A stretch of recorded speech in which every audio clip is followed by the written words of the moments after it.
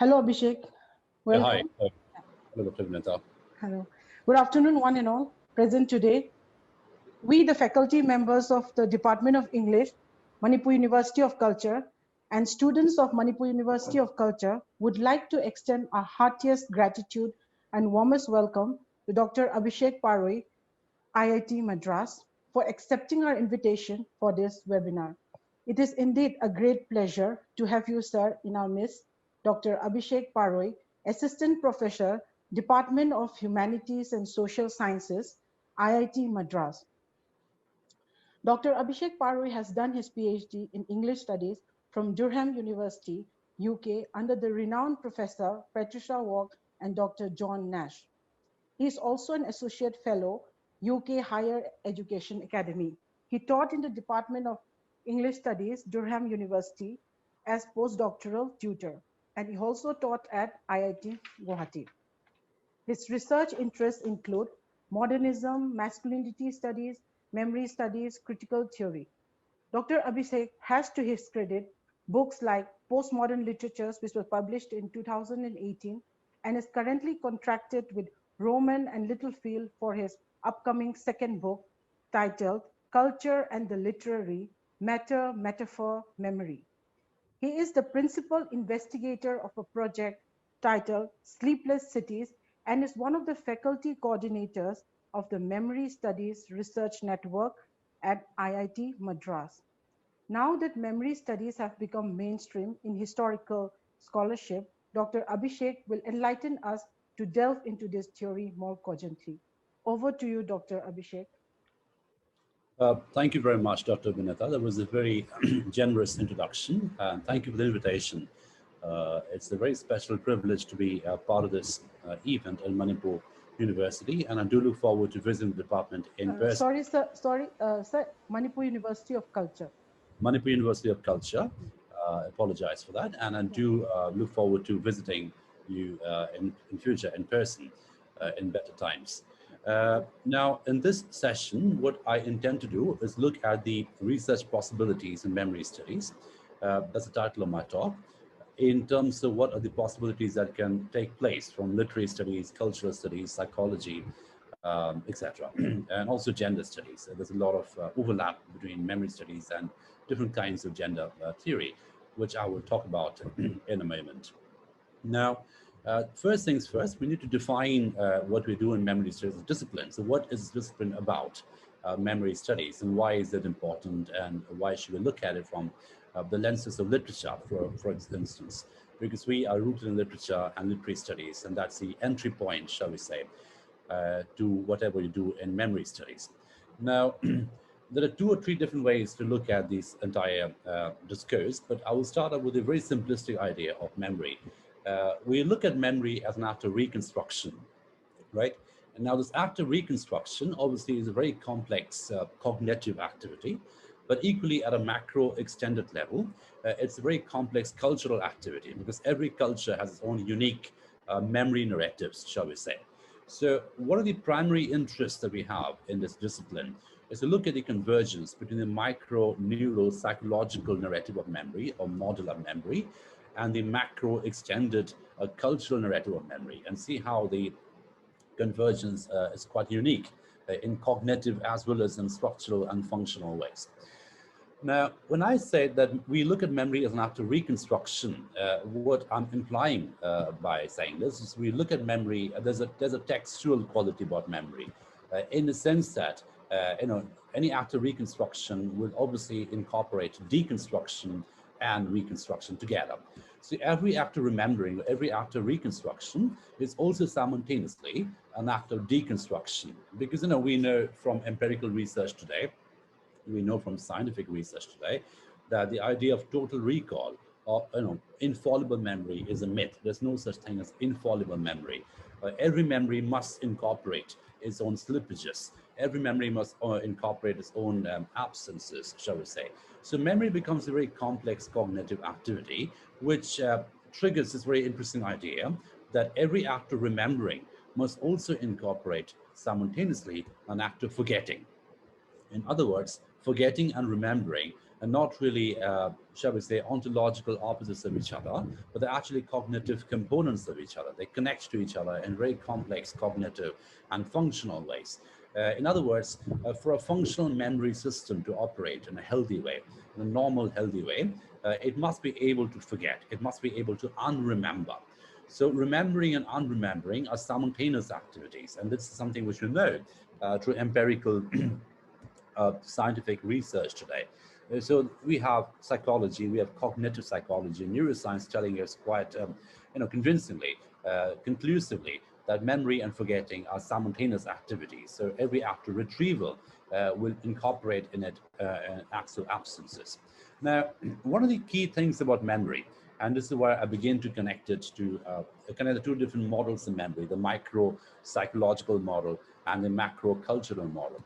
One of the key things, one of the key components of memory is a component of encoding, right? That's a very, very important component, because encoding is a process through which information, events, experiences, they begin to have neural patterns in the mind. They begin to have traces in the mind. So very broadly speaking, memory has three stages, three phases: encoding, consolidation, and retrieval. Right? I'll say it again. Memory, very broadly speaking, has three stages: encoding, consolidation, and retrieval. Right? So every act of encoding must also be followed by, subsequently, an act of consolidation. So the stronger the memory, the stronger the consolidation. So, for example, the basic difference between, let's say, long-term memory and short-term memory is in a consolidation process. Long-term memories are consolidated in the human mind. And this leads us to the next step in memory, which is retrieval. So retrieval is a final step in memory. So after encoding and consolidation, we have the act of retrieval, which we call remembering or reconstructing, depending on what vocabulary we're using. Now, let's focus on the encoding bit first. So the moment we use the word encoding, we know that, it seems to imply already that there's a textual quality about memory, that it is encoded through certain coded processes. And obviously, the moment we use the word code, we are also looking at the idea of decoding. So encoding and decoding happen simultaneously, as I just mentioned, that reconstruction and deconstruction are simultaneous activities. It's like memory and forgetting are simultaneous activities. So the moment we encode certain bits of information, the moment we encode certain experiences, neural patterns, events, etc., we also non-encoding certain things. So whenever we have an incident or an experience, we remember certain things more clearly, more coherently than certain other things. So for example, every act of memory, every act of remembering will contain within it cognitive biases. The element of bias is very, very important in any act of remembering. That's something we should know. So the subjective the subjective quality of the human brain becomes very, very important. How is it emotionally located? How is it existentially located? How is it located in terms of its discourse around it? That will determine largely how it is remembering. So it is not really a purely neural phenomenon, because we know neurons obviously are electrochemical mechanisms. They have different kinds of electrochemical things, but they also produce some very intangible things, such as emotions, which then inform the sense of self, the subject, which then becomes a very key category in literature, philosophy, psychology, etc. So the idea of the subject becomes a very complex concept in literary studies, in philosophy of mind, etc. And it all comes through a sort of a sequential order, shall we say. So encoding is the first step in remembering. Now, any act of encoding, as I just mentioned, it is obviously biased in quality. So certain bits get encoded, certain bits are left unencoded. Now, the same is true, shall we say, for any act of memory from a cultural perspective. So when you're looking at memory from a cultural perspective, from a macro collective perspective, we find that every culture has its own encoding, unique encoding mechanisms. And this uniqueness is unique to that particular culture. So what are the bits which get encoded in a particular culture and which bits are left unencoded? It is obviously determined by certain cultural parameters such as ideology, religion, language. All these different markers become important. So for any cultural memory to be operative, this encoding mechanism must be studied in great details. Now, we all know that every culture, every history, every nation has different kinds of events which are commemorated, which are memorialized, which are celebrated through memory, through monuments, through museums, through archives, to heritage buildings, etc. So we have different kinds of events, people's birthdays, certain kinds of incidents in political history, which is celebrated and commemorated every year. So that's the reconstruction, remembering, encoding bit. They keep getting encoded to different kinds of parameters, different kinds of markers. The markers could be historical buildings, the markers could be heritage buildings, the markers could be museums, the markers could be archives, different kinds of markers available for the encoding process to keep getting replicated, shall we say. But equally important are the things which get left behind, the things which are abandoned, things which are not encoded in every cultural system. In other words, if you look at culture as an act of consumption, if you look at culture as a recreation or reconstruction of certain knowledge systems, that's the working definition of culture, a reconstruction and consumption of certain knowledge systems, certain value systems, certain faith systems, etc. That act of reconstruction will also or must be also able to produce its own absences. In other words, every culture must be able to forget certain things. So the moment I'm using the phrase able to forget, what I'm doing is I'm looking at forgetting as a non-innocent activity, or rather forgetting as a political activity, forgetting as a manipulative activity, forgetting as an act of manipulation. Certain events, certain figures must be forgotten for a particular culture to become consolidated. So again, I mean, just notice the way I'm using the same narrative, the same vocabulary, the same rhetoric in memory studies across the two narratives, the micro psychological narrative, which has neurons in it, and the macro cultural narrative, which has museums and heritage sites, etc. Both have the same structural system, the same functional system: encoding, consolidation, and retrieval. Right. So obviously, the encoding bit, the first step, the encoding bit, is that becomes very, very important, because what gets encoded, it determines obviously what will be consolidated. Now, the moment I use the word consolidation, I'm obviously looking at a certain politics of privilege. There's certain information, certain events, certain figures which are consolidated, which are constantly consolidated. So, for example, in any nation's history, we have certain figures, historical figures, national figures, political figures, any kind of figures, who are endlessly celebrated. And obviously that celebration, it depends on the ideological location of the person, the figure, the character, etc. The religious location, the ideological location, the linguistic locations, all these different parameters become very, very important, and they sort of inform the politics of reconstruction, the politics of commemoration. So there is a privileged quotient in the idea of consolidation. So, certain privileged figures, certain privileged knowledge, those are the knowledge systems which get consolidated. Now, what it also obviously means at an immediate level is that there are certain knowledge systems which are left behind, which are abandoned. And I'm more interested, and we are more interested in memory studies, looking at what does not get remembered. In other words, the irony in memory studies is we're actually more interested in the phenomenon of forgetting rather than the phenomenon of remembering. So forgetting as a political activity, forgetting as a manipulative activity, forgetting as a cultural activity. So certain events are forgotten, they're constantly forgotten. So forgetting as an act of production in certain sense, because that production will determine a certain knowledge narrative. And obviously, as you all know, those of us who read Foucault, Agamben, all kinds of philosophers, we would know that knowledge is never an innocent entity. Knowledge is a profoundly political entity. So knowledge, if you're looking at knowledge as an act of production and consumption, let's say something as basic and fundamental as history books. How is it produced? How is it consumed? And what are the biases which are operative in the production and consumption of history? That will tell us a lot in terms of how the culture is located and situated, and the different kinds of investments, the ideological investments, the religious investments, the discursive investments. So all this become important in terms of what must be forgotten and what must be remembered.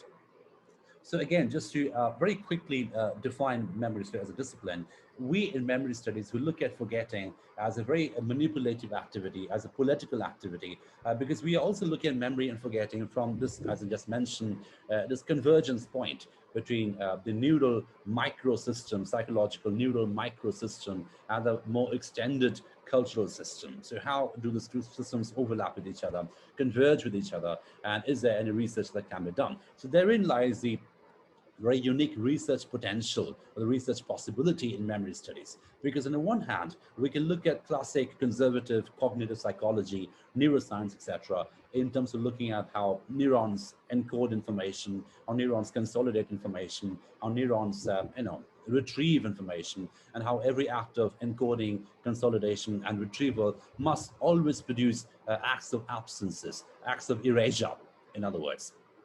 And then what we can do is we can take this model and map it onto more macro models of memory, more cultural extended models of memory, where similar processes are operative. Information and events and knowledge systems are encoded, consolidated, and retrieved. Obviously, with a certain politics of privilege. Certain knowledge systems are not encoded. Certain knowledge systems are not consolidated. And equally, certain knowledge systems are not retrieved. So again, we're looking at absences as very, very seriously in memory studies. So every nation's history, for example, will have its own unique networks of absence. And we in memory studies are very interested in networks of absence, in structures of absence, especially in ways in which they determine the knowledge that is consumed. So what kinds of knowledge systems get consumed? What becomes history? And what becomes, what gets left outside of history? So these become very important conditions in memory studies. So I'll just talk a little bit about what we do in IIT Madras. So we have a research network in memory studies. Those of you connected with me in Facebook will know we're just about to set up. We have set up the first research network from South Asia, and that features in an international memory studies association. And we are pushing towards a center for memory studies, which will be the first of its kind in Asia.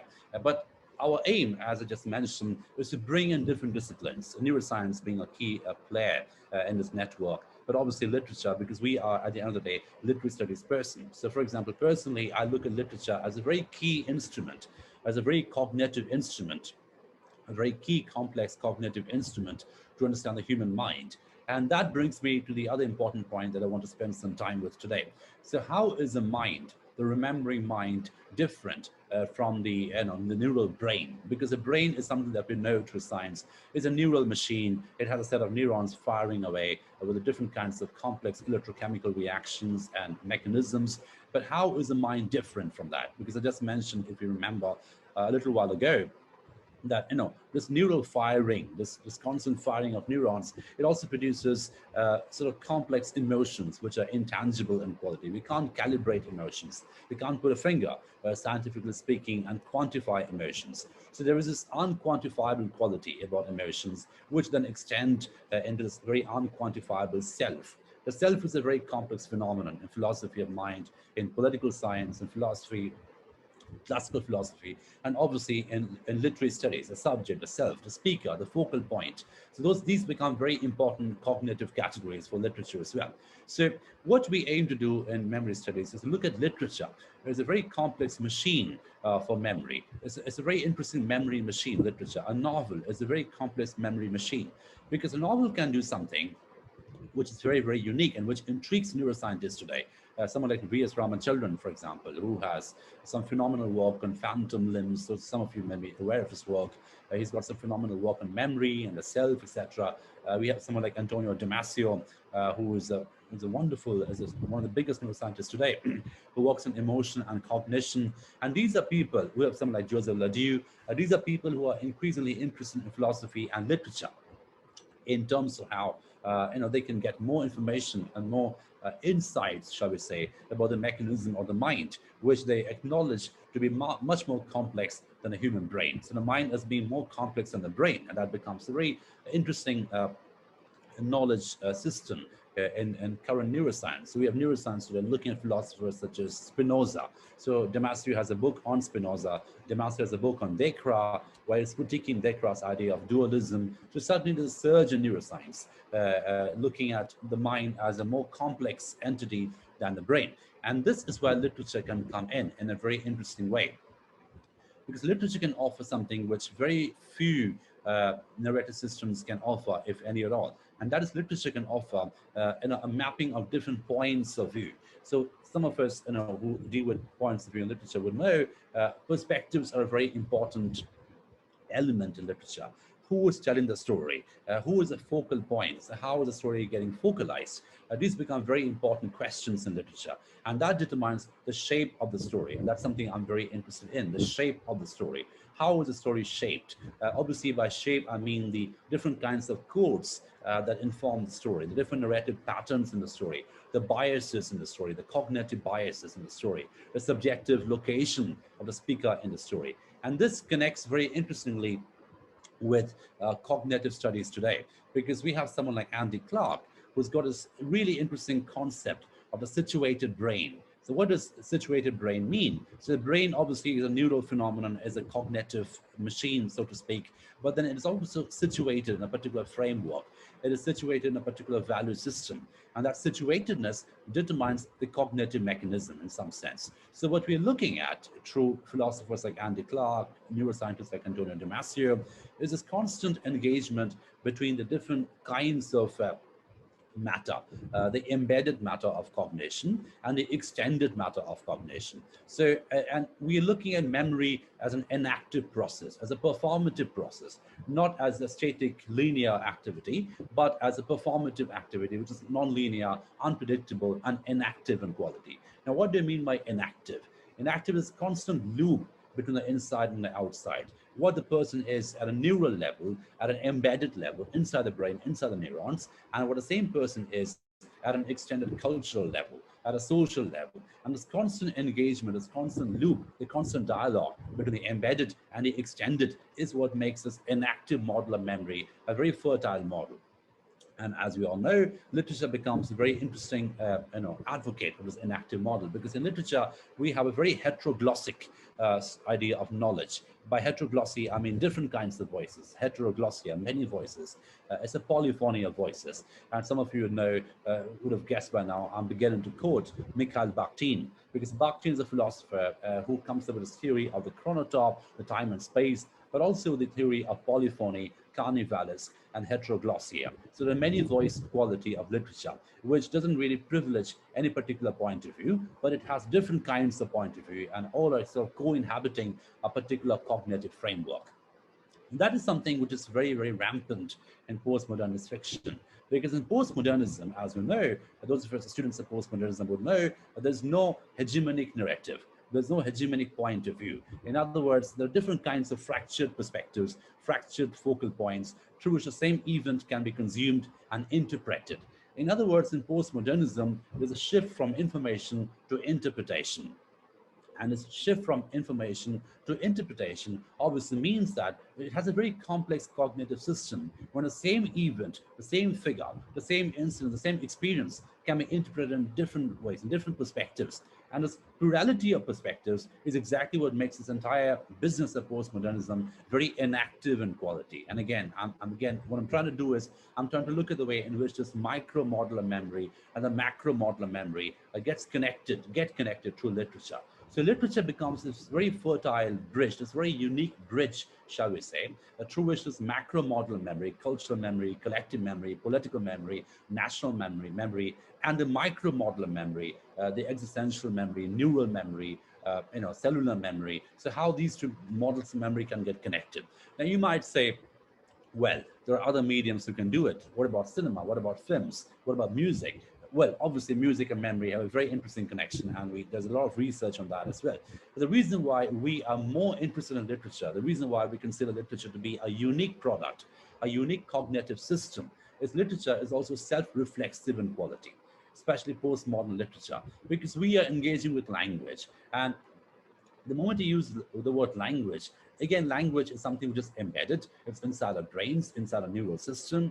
We learn language through encoding, through consolidation, and through retrieval, just like memory. But also, language is performative in quality. Language is inactive in quality. And this constant dialogue between the embedded and the inactive is what makes literature or fiction such a fertile field for memory studies, because literature does what memory always does, right? It constantly plays between the inside and the outside, the situated subject, the situated storyteller, the situated narrator. So all this become very important categories in literature. Situatedness is a very important concern in literature. So who is the subject and how and where is the subject situated? That determines the shape of the story, how the story gets told, which story gets told, and which story gets abandoned, is left behind. So these are determined by the situatedness of the subjects. So again, we're looking at this very interesting convergence in different kinds of disciplines. And what I'm trying to do is look at the different possibilities that we can bring to the table. So for example, those of us interested in postmodernist fiction, we find that an unreliable narrator in postmodernist fiction becomes a very crucial instrument in memory studies, because that's exactly how memory is operated. It's an unreliable process. Every act of remembering is an unreliable act, is an unreliable activity. And this unreliability is not something which is looked down upon by neuroscientists today, but rather than unreliability is exactly how the human mind, the human memory works. In other words, if you are to have a healthy memory system, like I mentioned a little while ago, you must be able to forget. So forgetting becomes a very crucial cognitive ability. If you cannot forget, if you remember literally everything, then the mind will stop functioning in a normal way. Then different kinds of pathological symptoms will come, pathological symptoms will come into being. And there's a very interesting story that I recommend for those of you who are not aware of this.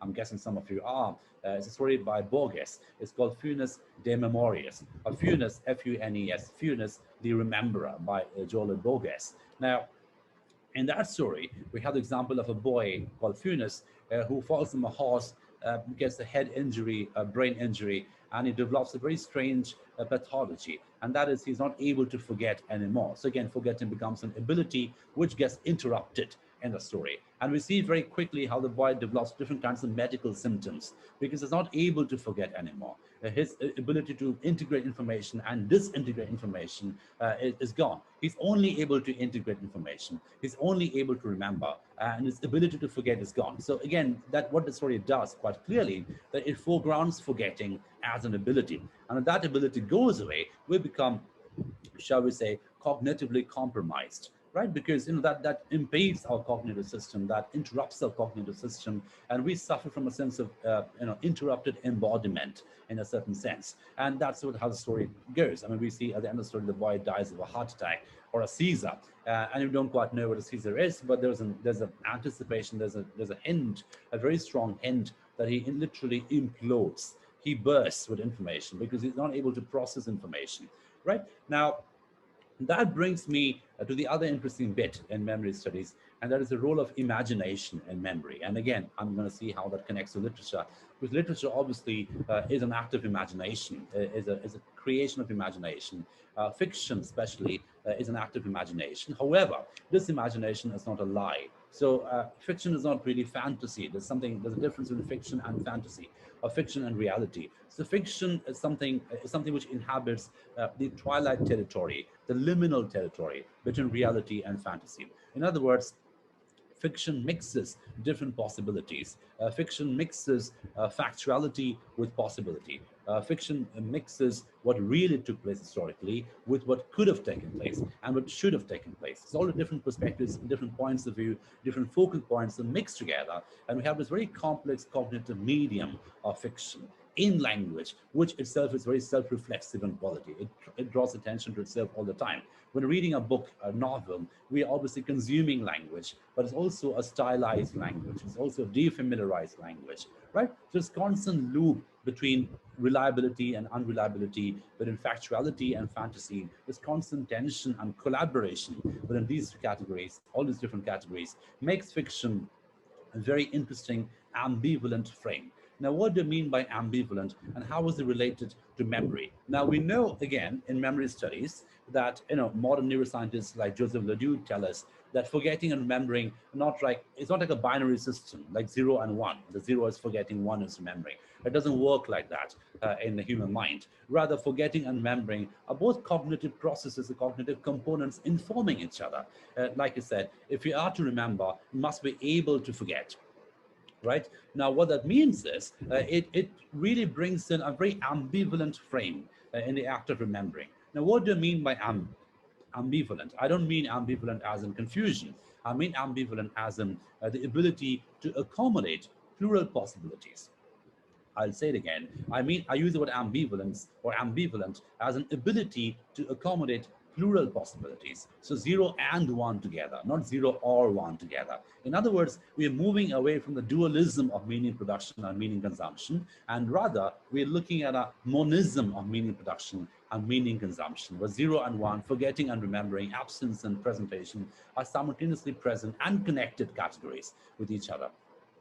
Now, literature as a medium of ambivalence, literature as an articulation of absence and ambivalence becomes a very, very crucial memory machine in a certain sense. And I use the word memory machine very consciously because literature can offer us different focal points in memory, different perspectives in memory, which can obviously bring in the very interesting interplay of imagination and information. Because we know, again, and one neuroscientist whose works I recommend very heavily is a person called Eric Kandel, E-R-I-C, Eric, K-A-N-D-E-L. And if you look at Eric Kandel's works, when he looks at these three models, these three phases of memory, encoding, consolidation, and retrieval, what Eric Kandel says in his book called Memory from Mind to Molecules, he quite clearly and conclusively says that every act of recall, every act of reconstruction must also incorporate imagination.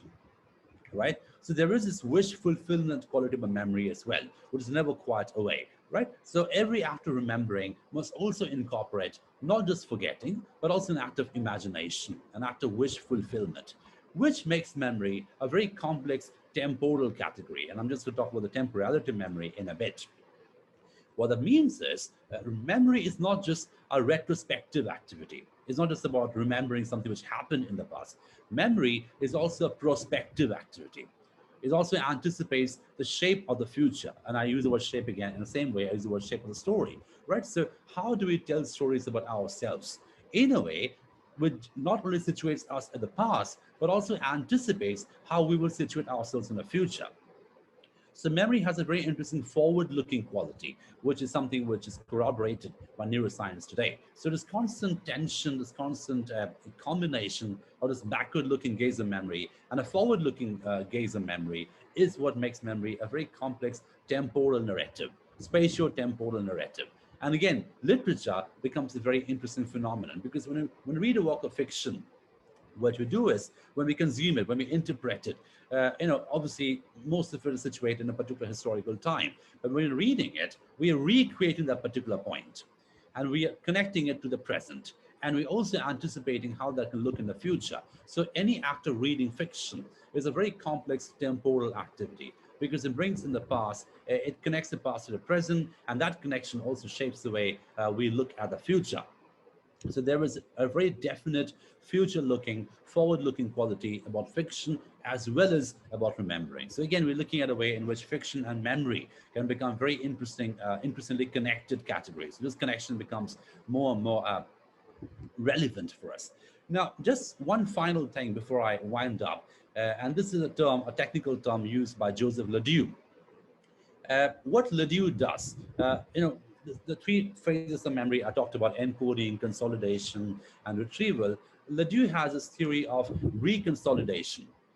Now, what reconsolidation means, and this is a very interesting concept, and which is something which he tests through different empirical devices as well as case studies.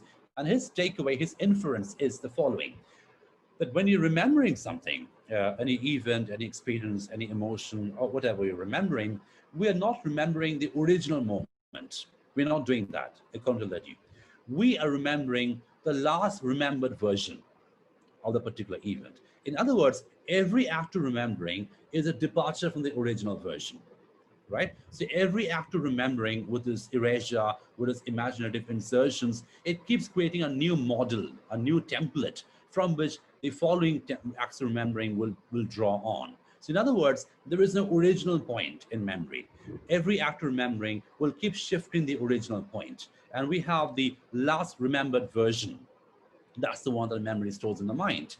That's the one that is encoded. So every act of encoding is actually an act of re-encoding. So again, we're looking at how textual the whole system is, the whole memory system is. So, if you're looking at memory as a different trace activity. So when you remember something, there's some kinds of traces which the brain forms. Now, that tracing is also an act of retracing, because when we're remembering it, we are retracing it. We are reconfiguring the neural system, and we have a different version which gets remembered. In other words, we are looking at memory as a very plastic phenomenon, and this plasticity of memory is something which is very, very interesting. And Joseph Ledoux has a very interesting book called The Synaptic Self, and what he says in that particular book is that the way we remember information, it doesn't depend on the neurons, but rather the passage between the neurons, which is called synapses. And it talks about how the more plastic the synapses is, the better the memory will work. Now, obviously, if you connect this model, if you map this model into fiction, into postmodernist fiction, where there's no one single voice, there's no one hegemonic voice, but you have different kinds of equally unreliable narrators presenting a story and representing a story. So every act of presentation in postmodernist fiction is also an act of representation, right? Reconsolidation. So postmodernism and fiction in general is a very plastic medium. It talks about plasticity all the time. So the different voices are plastic in quality. We can read a work of fiction in so many different ways. For example, the same book of fiction, you can revisit it and have different meanings coming out of it all the time. And the reason is the way it is encoded is very, very plastic. Every actor reading it is an actor rereading. Every actor reading it is an actor re-encoding. That's the reason why we call something a classic. A work of fiction is a classic. Why? Because every time we go back to it, we can discover new meaning out of it. We can discover new metaphors out of it, new possibilities out of it. That's because it has a very plastic and fluid medium. And the fluidity of fiction offers a very interesting vantage point in order to represent memory. And this is what I conclude with, because in memory studies, we have different kinds of collaborators. We have scientists, we have people working on animation, people working on XR, VR, labs. But at the end of the day, we have to remember that we are rooted in literature. And literature, too, is a very interesting and complex cognitive instrument, which must be looked at very, very seriously. And it has been looked at very, very seriously by neuroscience too today. So neuroscientists are looking at literature as a very complex and fluid framework in order to understand the human mind, because the human mind, as I mentioned, is far more complex than the human brain, because the human mind has emotions, the human mind is capable of ambivalence, the human mind is capable of self-reflection, and it's also capable of what we call as metacognition. Now, what is metacognition? And this is my final bit with which I will end. Metacognition is cognition about cognition, the mind being aware of its own awareness. Right? And that's a very complex and very sophisticated neural activity, and only very higher primates have it. Human beings have it. The lower primates don't have it. Most of the animals are not aware of themselves as a self. And this is exactly where the philosophy of the self comes into being. Because the self is a process through which you are aware of yourself. And that's how the whole identity, personality, self always emerge out of the awareness of yourself as a process, as a cognitive process. Now, if this is metacognition, it connects very interestingly to what we in literature call metafiction, fiction about fiction, right? The whole idea of storytelling about storytelling. And we can see how the structural models are so similar to each other.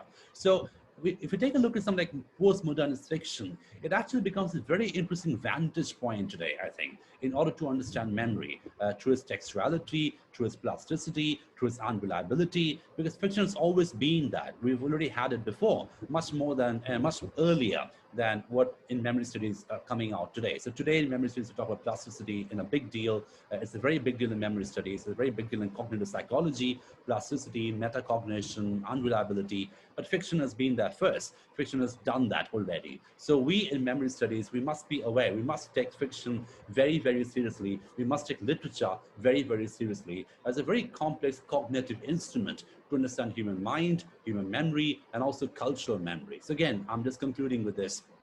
In memory studies, we need to take a look at how the mind remembers, the neurons remember, and also how cultural narratives remember. And if possible, we need to take a look at the convergence of the mind and the culture in terms of what gets remembered and what gets forgotten.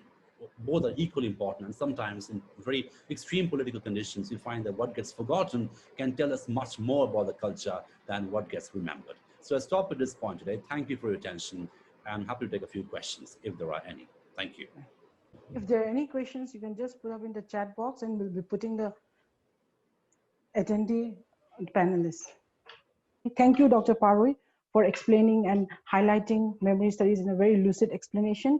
We also know that fiction too has been a very crucial medium for uncovering obscure or forgotten past, as well as for reproducing those that are well known.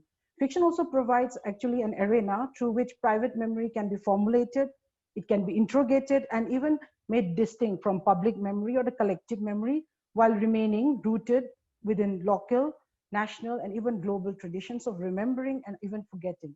This is a particularly crucial endeavor when it brings previously marginalized history to the fore, histories with the potential to confront and reformulate public historical narratives.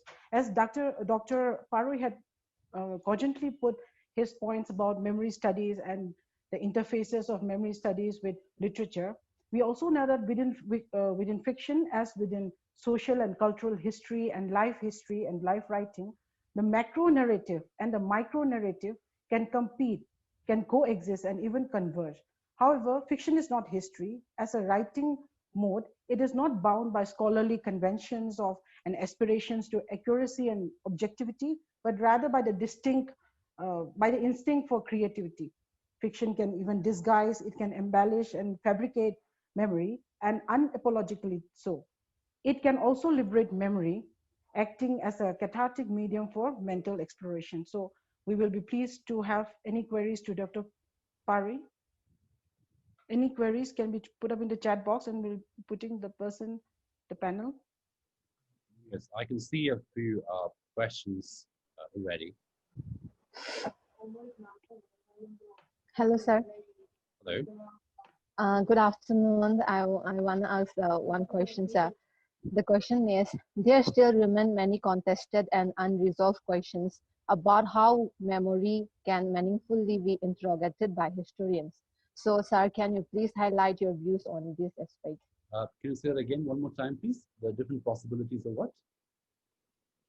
There still remain many contested and unresolved questions about how memory can meaningfully be interrogated by historians. Yes, yes. Thank you. That's a very good question. And obviously, one very key thing about memory studies is the question of identity, political identity, racial identity, gender identity. Because, as we all know, what gets remembered is more often than not the hegemonic version of history, the privileged version of history. What it also means is what gets forgotten is a marginalized version, marginalized narratives of history. And this constant play of privilege makes memory a very non-innocent activity. So every culture, as you very correctly pointed out, every culture will have its own versions of history, which are privileged in quality. Now, what we do in memory studies, what we're interested in doing, is to tease out the abundant voices, to tease out the marginalized voices, to tease out the less known voices. And, looking at forgetting not just as a passive activity, but forgetting as a manipulative activity. I mean, it was a coercive activity in a certain sense, because, things are forgotten conveniently, manipulatively, and deliberately, because there are certain things which must be forgotten for a certain hegemonic narrative and identity to emerge. And we can think of any context across the world, any national narratives, any cultural narratives, where certain voices are systematically subjugated through force, through coercion, through knowledge systems, but also through seemingly innocent activities such as textbook productions. So what do children read when they go to school, for example? How are history books written? Because if you look at history and after production and consumption, these are profoundly political processes. These are profoundly ideological processes, which are obviously backed by certain hegemonic markers, by certain manipulative markers. What gets inside a history book and what does not get inside a history book becomes obviously a political decision. Now, one text that I would recommend very heavily in response to your question is a text by Derrida, and I'm sure you've probably heard of it. It's called The Archive Fever. Now, in that particular book, The Archive Fever by Derrida, it's actually a long essay in a certain sense. Derrida talks about the archive in terms of how the archive in itself, ontologically, is a privileged construction. Because what gets into the archive and what gets left outside the archive is a political decision, is a question of privilege in a certain sense. Because if we are looking at an archive or a history book or a museum, all these familiar parameters of memory or markers of memory as ways to access information, then obviously what gets excluded from those markers become actually more important than what gets included in a certain sense. So I'm completely in agreement with you in terms of your question. The identity as an act of remembering, identity as an act of political production, these are actually very manipulated activities because, you know, forgetting becomes a very key component in terms of what gets erased away. And as you all know, in post-colonial studies, erasure is a very, very important element in any knowledge production because under certain knowledge systems, certain knowledge narratives, which must be erased away for a certain hegemonic version to emerge out of it. So yeah, thank you for your question. I'm sorry, I don't think I can hear you. I think you have to. Hello, Yes, sir. I can hear you now. Good afternoon, sir. Good afternoon. I also wanted to ask a question.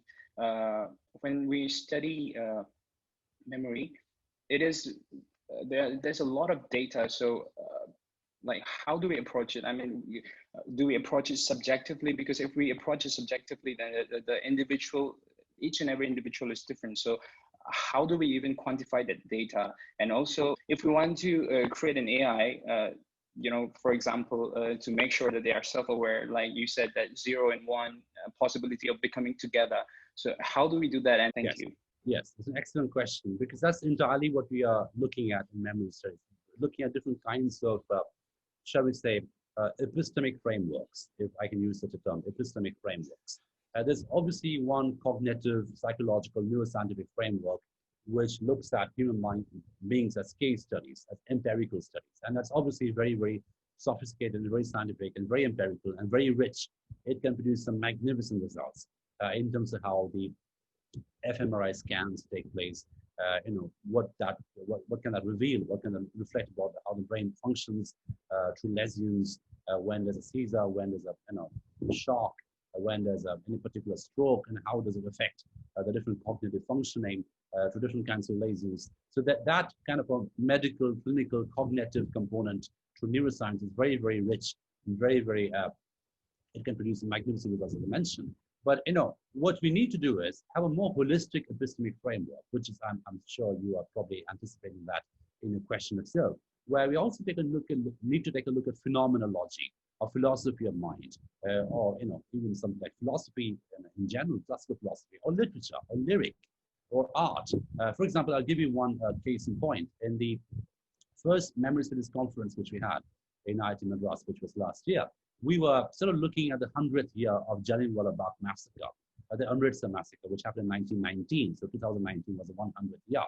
So what we did was we had an artwork on Jallianwala Bagh. So there was a massive mural which was painted and created by some artist from Chennai, and that was planted. It was like almost a massive thing. It was planted in the middle of the IIT Madras campus. It was a spectacle in some sense. Now, what we also did was we invited some AR/VR lab people, and they developed a device, an app through which the entire thing could be reanimated. So, for example, if you download that app in a mobile phone and you go in front of that big screen, the big artwork, and if you look at it from a mobile phone after having downloaded the app, the whole thing becomes animated. You can hear gunfire, you can hear people, you can see people dying, you can see people moving, you can see blood coming out. So it just becomes a very graphic, grotesque scene. And then if you take the mobile away, it just becomes a still artwork. Now, what we wanted to do through that process is to advocate a very interdisciplinary framework, a very interdisciplinary epistemic framework, where all components are equally welcome. The cognitive component, the psychological component, the scientific component, and also the subjective phenomenological component. Because remember, every person who's experiencing it through that app is moved differently. If I and someone else stands in front of the app, if you look at it as a still artwork, that's one way of looking at it. But if we animate it, that affects us neurally in ways which are unique. And my neural response to a particular moving picture determines who I am in terms of how empathetic I am, in terms of whether I have empathy, in terms of whether I'm emotional, in terms of whether I'm actually moved by different kinds of affective instruments. So that determines my selfhood in a certain sense. And I did talk about self at the end, as you very correctly pointed out, the metacognitive quality of the self. The very ontology of the self must entail an awareness of its own awareness. And that is a very, very complex cognitive activity. Very few primates have it. Maybe only human beings have it. There are some works done on monkeys, but we don't have a conclusive evidence for that as yet. Right? There's mirror neurons and whatever. But the point is, the whole subjective experience is a very complex thing, and science hasn't quite got there yet. So, you know, neuroscience only knows so much about the human brain. It doesn't quite know how neural firing becomes emotion. It doesn't quite know how the same emotions informs the human self, which is unique in quality. So the same artwork, the same recreation of a massacre can affect two people in different ways. How is that possible?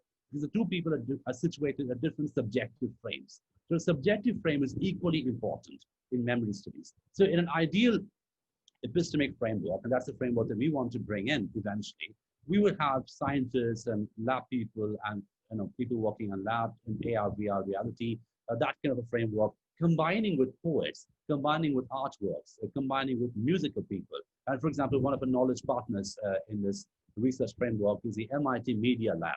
And there's one person called Todd McGovern who works in orchestra and opera. And he looks at opera as an act of remembering. For example, say, for example, a Jallianwala massacre. What happens if you make it into an opera, right? That sound system, the gunpowder, the gunshots, that the whole thing is recreated in a very spectacular way. What will that do? How will that animate it? So obviously what we're looking at is a different kinds of epistemic frameworks, because memory, as I mentioned, as I hope to establish by the end of the session, is a very fluid phenomenon. Yes, it is cognitive. Yes, it is neural. Yes, it has a brain and a neural mechanism, but also there is this extended subjective quality of memory, and we don't quite know scientifically how that works. So it is important, as you very correctly pointed out, that along with data, along with ethnographic data, along with psychological data, along with neural medical data, we must be also able to accommodate literature, lyric, art, music, which are equally important in this particular discipline. So thank you for your excellent question. Parul, shall I ask one question, please? Yes. Yes, sure. Dr. Parul, this is Sri Prasad from Kerala. Hello. I'm very happy to be a participant in this seminar or in this webinar. Actually, I'm highly impressed with your memory first, because you have extremely, brilliantly coined all these things in a better way. And I just want to ask you one question. How far war studies create such an implication because of memory, because of what all things that are done in the past will be having these kinds of individualistic notions, and as we all know that collective memory is not always history. What are your says on it? Yes, that's a very good question. Collective memory is not always history. That's fantastically put. Because you see, I mean, if you take a look at, one writer that I find very interesting who does this consistently is someone called Milan Kundera. Now, if you look at Kundera's book, the book of Laughter and Forgetting, he makes a very interesting difference, a very fundamental ontological difference between collective memory and history. Because history is the materialization of memory, and history obviously is a hegemonic version. But there can be many collective memories, which may or may not be part of history, right? So that becomes a very interesting difference. Because every act of historicizing or every act of framing a knowledge into a historical parameter obviously will incorporate different kinds of investments, ideological investments, religious investments, political investments, linguistic investments, which will obviously mean that certain kinds of collective memory will be left out of it.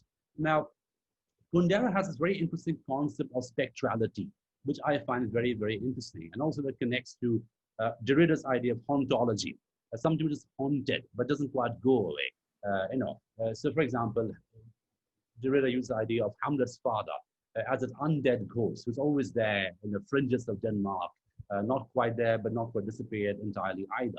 He's not forgotten entirely, because if you read Hamlet as a textbook, we find that Claudius is very eager to move on. He's eager to move and marry and take over the kingdom, and he wants everyone else to forget Hamlet's father.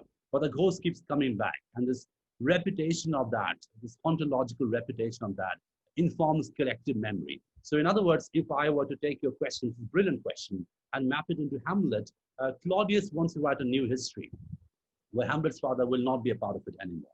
But Hamlet's father keeps coming back as a ghost, as a specter, and the spectral quality is very, very important, because spectrality has a very liminal quality about it. And that is something which Kundera talks about in politics as well. For example, it talks about Czechoslovakia, how in a post-communist Czechoslovakia, which is very quickly becoming capitalist, and the old communist buildings are done away with, we still have certain residual markers of communism, whether it's to a particular building which has been renamed, whether it's to a particular street which has been renamed, or whatever that may be, any cultural marker.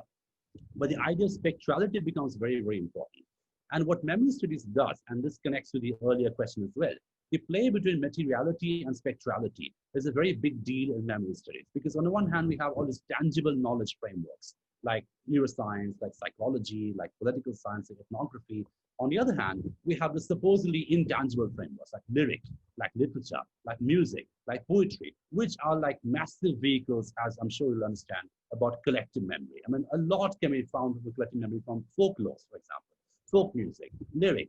What are the oral narratives which get told and not get written, right? So that these intangible parameters of knowledge are equally important with the tangible parameters of knowledge. So you're completely spot on, sir, when you're saying that collective memory and history are different, and we must treat those differently. That's something which we must do. That's a fundamental thing in memory studies. The collective memory, or even private memory, what we remember as a subject, may not be completely compatible with what the state remembers, or what the nation remembers, or what the broader framework remembers. And we in memory studies are actually more interested in incompatibility.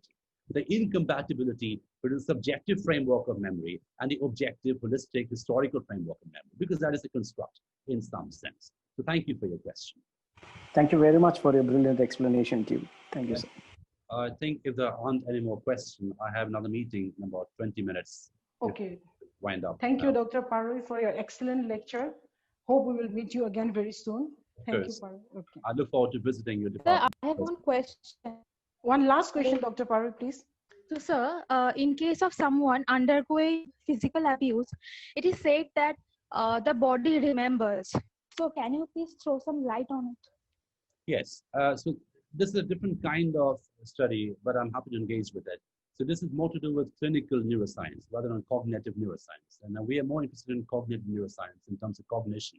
But your question has, with abuse, with violence, with trauma, that's more the clinical part of it. But I'm happy to engage with the question.